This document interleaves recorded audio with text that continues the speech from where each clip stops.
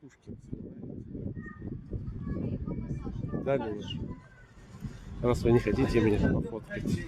Давай я пофоткаю тебя где? Я около дракона хотел. Около дракона, вот на фоне Нахимовских этих зданий, да, на фоне кораблей. Зачем тебе дракон? Какие пеларгонии красивые. Какие пеларгонии? А вот герои, смотри, сейчас. На фоне моря.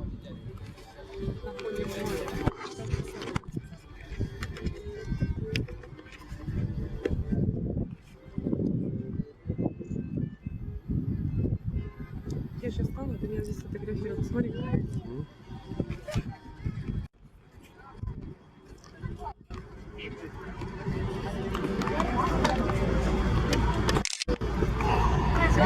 Москва,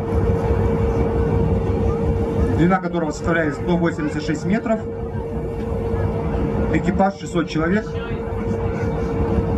для основного вооружения 16 ракет класса «Базальт». Американцы назвали данный вид судов убийцы авианосцев.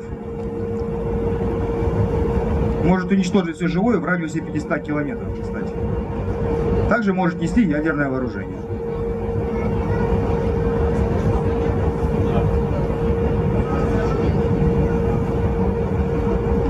Далее за 121 за Москвой и между следующим боевым судном Михайловский Равелин. Она же Михайловская батарея, серое сооружение, всем видно. Но правильно сказать казематированное сооружение, то есть оборонительное сооружение.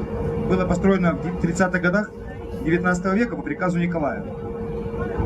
Сейчас он расположился на территории которого сейчас расположился музей истории флота, а также первой обороны Севастополя. Еще один есть Равелин на выходе из бухты. Константиновский Равелин. Она же Константиновская батарея, на территории которого расположилось общество географии, председателем которого является министр обороны Сергей Шойгу. Далее 870 это сторожевой корабль. Год постройки 1969 год постройки. Длина у него 125 метров, 194 человека экипажа. Универсальный боевой корабль. Имеет все виды вооружения, как противовоздушной обороны, борьбы с подводными лодками. Также может наносить удары по береговым целям. Адмирал Макаров тот же сторожевой корабль, от другого проекта. И выпущен он, кстати, в 2017 году. Спущен на воду.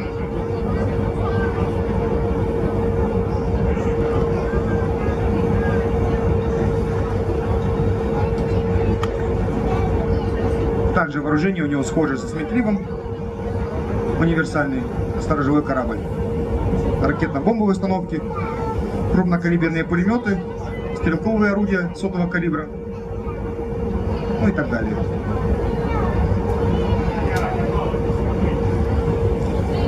Новочеркасск — это еще один представитель больших десантных кораблей, про которые я вам рассказывал в начале Южной бухты, предназначенные для высадки пешего и механизированного десанта через нос.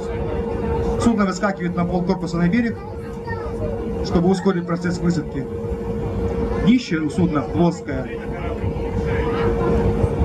Далее 616-й. Ракетный катер на воздушных подушках. Суммарная мощность его двигателей, так же как у катера «Владимировец», 72 тысячи лошадиных сил.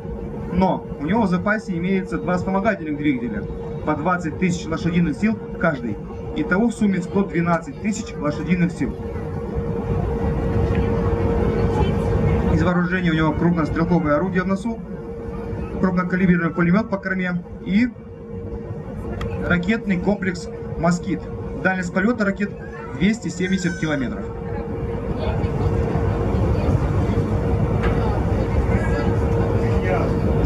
Далее за ним малый ракетный катер.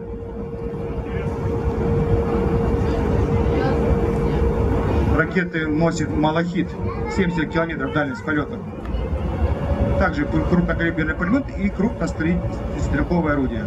Ну а за ним катер береговой охраны, который охраняет порядок строго в 12-мильной зоне. Мы такие видели с вами в Балаклаве. Ой, в Балаклаве, простите, в бухте Южная.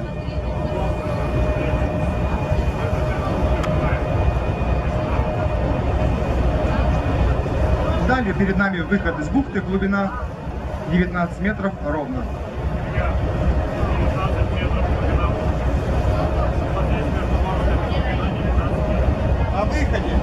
На выходе ровно 19 метров. Мы с вами приближаемся, вернее, проходим мимо мыса Хрустальный, на котором расположено еще два мемориала. Первый — памятник солдату и матросу. Высота его достигает 40 метров. Был установлен в 1994 году. Посвящен всем защитникам Севастополя. Далее шпиль, штык и парус. Отделан альминской плиткой.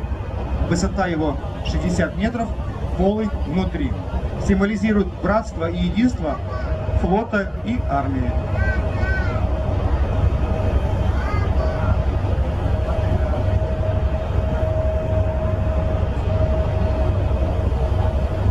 За мысом Хрустальный еще одна бухта под названием Артиллерийская.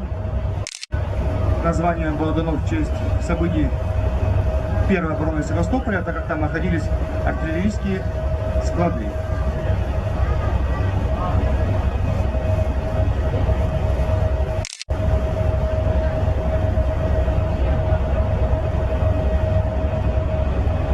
Ну а с Артиллерийской бухты до Графской практически это разделилась набережная Корнилова. Также в честь адмирала Корнилова.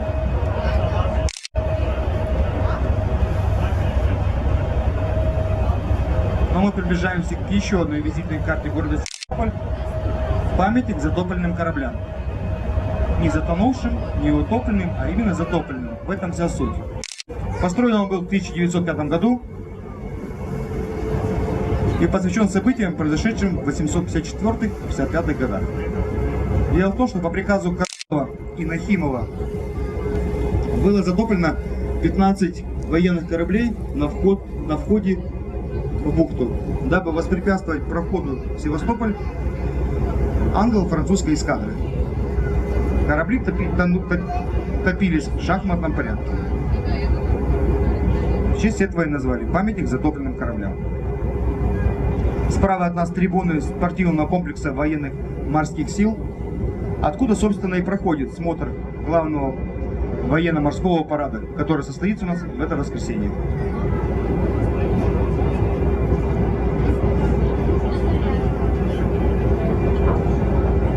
Ну а сам город берет начало с маленькой деревушки, расположенной на северной стороне, которая ранее называлась Акьяр, что в переводе с турецкого, с татарского, простите, обозначает белый камень, либо белая скала.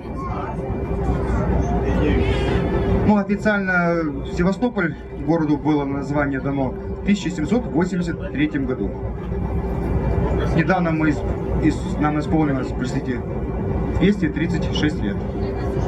Севастополь в переводе с греческого означает величественный город, город славы. На этом наше путешествие подходит к концу. Уважаемые пассажиры, просьба не покидайте свои посадочные места до полной швартовки катера.